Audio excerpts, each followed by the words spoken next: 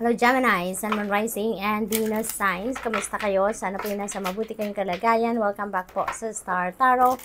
Kung bago kayo rito, welcome din kayo. Thank you sa inyong support. I truly appreciate it. God bless you all. Tignan natin ang mga mensahe ni Gemini. For today, we have 5 of Swords in reverse. Ayan. So, napakaganda kasi you're about to move on na with your life. No? Pausad na kayo, papunta na kayo sa pag-move on, from whatever this conflict is. Kasi parang nanggagaling kayo dito sa isang conflict, sa isang hindi pagkakaintindihan. Ngayon, papunta na kayo sa compromise or maybe nagkaroon na kayo ng compromise dito with another person. Na-solve na ang problema, nagkaroon na kayo ng resolution dito, kaya parang meron ng reconciliation din na nangyari dito between you and another person na nagkaroon kayo ng conflict with. So, napakaganda. We have King of Swords. Ayan. So, ang iba sa inyo siguro dito, you are going to be promoted to a leadership role, Gemini, or posibleng meron kayo ditong kakausapin, na person of authority. Maaring may mga consultations kayo with professionals na gagawin at this time. May naririnig akong doktor, so maaring meron kayong kakausaping doktor, maaring magpapacheck up kayo sa isang espesyalista, maaring gano'n, ang ganap ng iba sa inyo dito. So, what else for Gemini? We have 2 of Pentacles energy. This is asking you to bring the balance back in your life. No? This is asking you for balance. Maaring all over the place kayo. Maaring marami kayong inaasikaso. Marami kayong pinagtutuunan ng pansin. Maaring ganun ang ganap dito for some of you. Maybe then may mga choices kayo na kailangang pagpilian sa ngayon and you can't make the decision yet kung alin yung kukunin ninyo, kung alin yung pipiliin ninyo, yung gano'n. For others of you, maybe, you've been multitasking. Maaring gano'n ang ganap.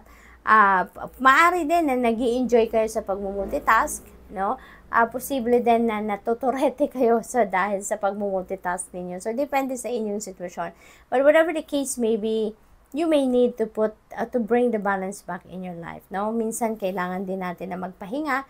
Gemini, kailangan din natin na matulog, kailangan din natin na kumain, di ba, ng nutritious food. Makakatulong yan sa pagtakbo ng isip natin, pagpaganda ng ating nararamdaman sa katawan, yung ganon. So, you really need to focus also on your self-care. Okay? Yun na napipick up ko dito kasi parang sobrang daming ginagawa ninyo, Gemini, and most likely, hindi na ninyo napapangalagaan ng inyong katawan. Okay? So, we have the Sun energy. Napakaganda naman ito. There are positive changes coming your way, Gemini. Ang swerte ninyo ngayon because this is very positive, very uplifting. Kung meron kayong mga problema, obstacles na pinagdadaanan, this is at the end of it. This is the end of it because the Sun energy is going to cut through the darkness in your life, ano na nito ni Sun energy. Babalutin na ng liwanag ang buhay ninyo at kung ano man yung mga dark circumstances na meron kayo pinagdadaanan, mawawala na yan, mapapalitan na yan ng liwanag. So solutions will come in, peaceful resolutions will come in, compromise or kung ano ang kailangan sa sitwasyon ninyo para malagpasan ninyo kung ano man ang mga problema na yan, dadating at dadating ang pagkakataon. So, everything will go well. Everything is going to run smoothly now from here on. This is also a time for happiness, for success, for joy. Diba? Kaya balutin nyo lang ang sarili ninyo ng positivity. Good fortune and good luck also are on your side sa ngayon. Kaya ang swerte-swerte ninyo ngayon, Gemini. We have the 9 of Pentacles. Ayan. Speaking of financial success, material success, this is the period of prosperity and abundance then, with the 9 of Pentacles energy.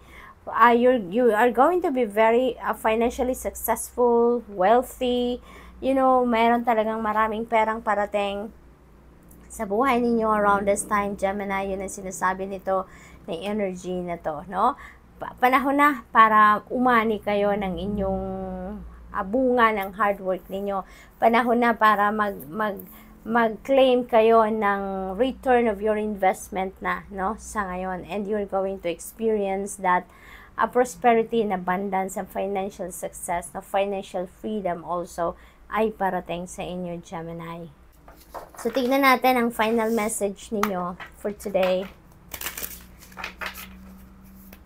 Final message ni Gemini, we have 7777. Ayan, napakaganda.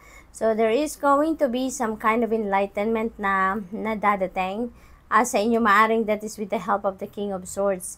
Kasi, di ba, parang ang iba sa inyo magkukonsulta sa mga professionals. So, maaring siya yung magiging daan para magkaroon kayo ng enlightenment, no, about something na gusto ninyo magkaroon ng kalinawan sa isip ninyo. So, good luck. And that's all I have for you for today. Thank you for watching. Love and light. Namaste. Hello, Libra, Sun, Moon, Rising, and Venus signs. Kamusta kayo? Sana po yung nasa mabuti kayong kalagayan. Welcome back po sa Star Tarot. Kung bago kayo rito, welcome din kayo. Thank you sa inyong support. I truly appreciate it. God bless you all. Tignan natin ang mga mensahe ni Libra. Paunang mensahe po ninyo ay Knight of Pentacles. Ayan. So, ang iba sa inyo dito is really, making strategies, making plans.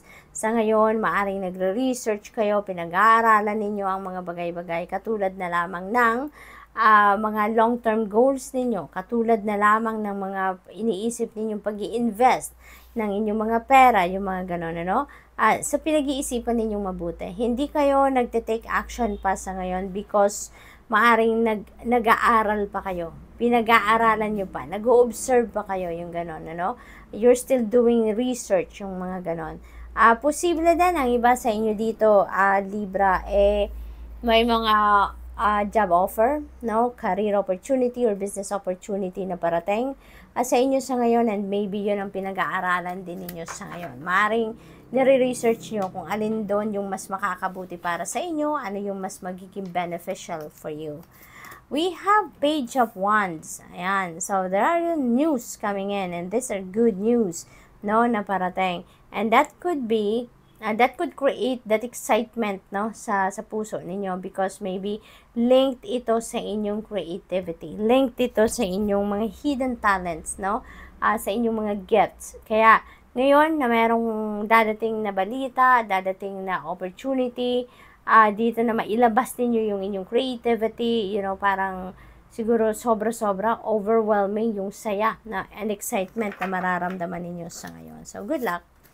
What else? We have Ace of Wands. Ayan. So, napakaganda rin, This is a new beginning. So, maaring related ito dito sa Page of Wands. Kung ano man dito yung balita na parating, maybe that could be job, career, or business opportunity related to your creativity. Maaaring i-grab din yung opportunity na yan and you are about to start, agad-agad. Siguro ganun ang ganap dito for some of you. So, this is very inspiring para sa inyo. This is going to be very exciting para sa inyo, Libra, Kaya naman, parang pick up ko dito, parang wala kayong mapaglagyan, mapagsidlan ba ng inyong kasiyahan and excitement dito. Kaya, parang nakikita dito, parang tumatalon-talon, paikot-ikot dahil sa saya, You're really going to celebrate this opportunity na to. You're about to start something new. Maaring bagong trabaho yan, bagong career, bagong business venture, that is going to cater kung ano man yung creative prowess ninyo dito, Libra. So, good luck. We have the Moon energy. You're divinely guided, Libra. Sa lahat ng kaganapang ito, you are divinely guided. Meron mga downloads na pinapadala sa inyo ang universe, and it's up to you to access that. It's up to you to listen to it. Okay? Iniimbatahan kayo dito na makinig kayo sa iyong intuition, mag-consult kayo sa inyong gut feel, sundin ninyo kung anong gut feel ninyo. Kung meron kayong mga panaginip, isulat ninyo din kung ano yung mga elements ng panaginip na natatandaan nyo papagising ninyo, at i-google po ninyo yan when you have time, because that could be your reference, That could be a guide para sa inyo sa current circumstances ninyo or sa mga susunod pa ninyong gagawin, okay? Maybe kasi meron kayong nire-request or dinadasal talaga ng gabay, or maaaring nagdadasal kayo dito for enlightenment or for clarity about something, kaya pinapadalhan kayo ng guidance through your intuition, through your dreams, no? So, good luck. We have Queen of Wands in reverse. Ayan. So, parang overwhelmed kayo ngayon, ano?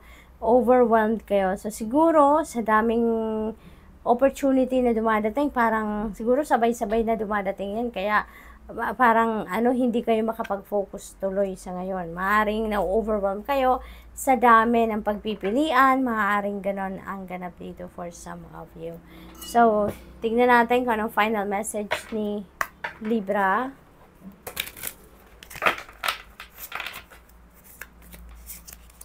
We have 4444, blessings in disguise. Ayan. So, there might be some difficulties ahead, but you will push through, no? Regardless, kung ano man yan, talagang pagsisikapan ninyo na malampasan ninyo kung ano man yung mga difficulties na yan, no? Alam ninyo na hindi smooth sailing ang lahat, diba? Kahit anumang klaseng journey sa buhay, you know that lagi at lagi meron dadating na point na challenging ang magiging sitwasyon. Kaya, just hang in there, no? Just hang in there. Yun din ang mensahe sa inyo dito, na yung mga obstacles na yan, mga problema na yan na dumadating sa buhay natin, in the middle of our life's journey, that is for a reason, no? That is for a reason. Yan ang tutulong sa atin para mas maging matatag tayo, mas maging matibay, mas maging resilient tayo, yung mga ganun. And there are so many learnings and wisdom na ibibigay or iiwanan sa atin ang mga obstacles and problems na yan. So, good luck. And that's all I have for you for today. Thank you for watching. Love and light. Namaste. Hello, Aquarius, Sun, Moon, Rising, and Venus signs. Kamusta kayo? Sana po nasa mabuti kayong kalagayan. Welcome back po sa Star Tarot. Kung bago kayo rito, welcome din kayo. Thank you sa inyong support. I truly appreciate it. God bless you all. Paunang mensahe ni Aquarius ay Page of Swords. Ayan. So, may good news na parating dito na mag-inspire sa inyo. Now, mag-inspire sa inyo, mag-motivate sa inyo. Maaaring meron dito mga impormasyon na parating that could also help you make a decision. Kasi maaaring nasa middle kayo ng pagdedesisyon. You're in the middle of decision making sa ngayon, and maybe kung ano man ang parating na impormasyon or balita na ito that is going to inspire you, no, para gawin na kung ano man ang desisyon na kailangan ninyong gawin sa ngayon. Okay? Maybe ang iba din sa inyo dito is preparing for study. Maaaring gano'n. Napipick up ko dito, maybe ang focus ng iba sa inyo dito is to learn something. Maybe you're curious about something, and you're doing some kind of research siguro. Kaya yun din ang pinagpe-preparahan ninyo sa ngayon. So, we have Page of Cups. Ayan, dalawa na yung pages natin, So, there are a lot of information coming in sa inyo, Aquarius. Ang daming balita, ang daming chika, ang daming impormasyon na naparating sa inyo dito. And this news could be linked to, to romantic relationship, no? Maaring related yan sa romance, maaring related din yan sa mga okasyon, invitation for social gatherings, maaaring gano'n ang ganap, no? So, maaaring may mga invitation dito para sa inyo for okasyon. So, we have Knight of Swords. Ayan, Aquarius. Things are going to rush, no? Towards you. Changes are rushing towards you. Maraming mga bagong bagay mangyayari sa buhay ninyo. Maraming bagong kaganapan ang magaganap dito. There could be a lot of different opportunities din na maaring lumapit sa inyo sa ngayon, There could be an opportunity dito na dadating wherein parang ipupush kayo nito na na mag-try kayo ng different avenues, or maaring magpupush ito na mag-take risk kayo or mag-take chance kayo about something or about someone, no?